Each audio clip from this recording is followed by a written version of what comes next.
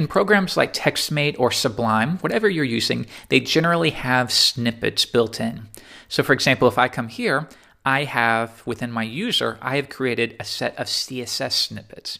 Now yours will likely have some built in. Generally, I prefer to create my own, and that's because I found when using somebody else's snippets, you always forget the shortcut and you don't use them. So if you create them yourself, you force yourself to create a system and remember them in the process. For example, when creating CSS, for my snippets, I use the first letter of each word as the key. If I want to float something to the left, I use FL as the keyword, FL plus tab, and that expands it. If I want to float it to the right, FR tab. If I need a width, I can type W, and that expands. If I need a margin, M.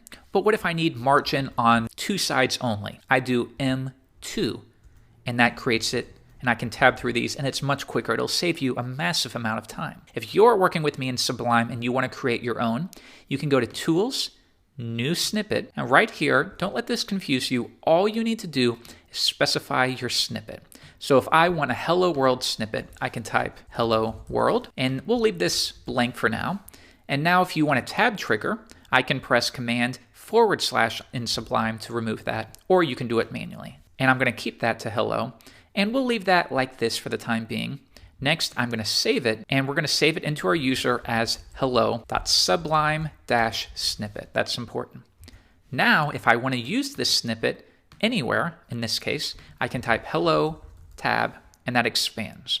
If we want to have some more flexibility, I can go right here and change this to hello. And what this is saying is this is the first tab stop right here, but we're going to set a default of hello. Now, when I type it again, it will select this so I can override it if I need to.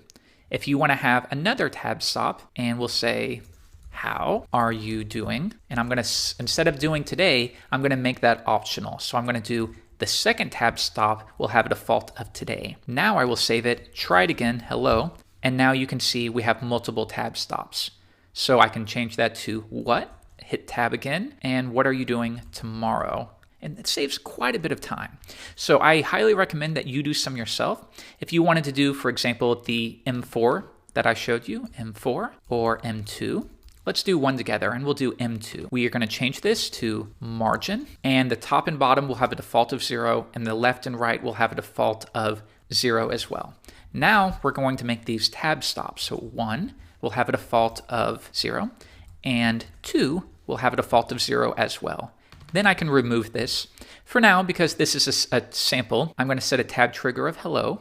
And then right here, if you want to specify a source, you can limit this tab trigger to only a specific type of file, like CSS. I'm going to come back, and now if I type hello, which is a ridiculous shortcut, but it works for our demo, you can see it's not working, and that's because we have specified a scope. So I'm going to comment that out again. One more time, and now that's expanded, 2 pixels, 4 pixels, and we're done. So this is what I'm going to do for the rest of our lesson. I highly recommend that you do the same.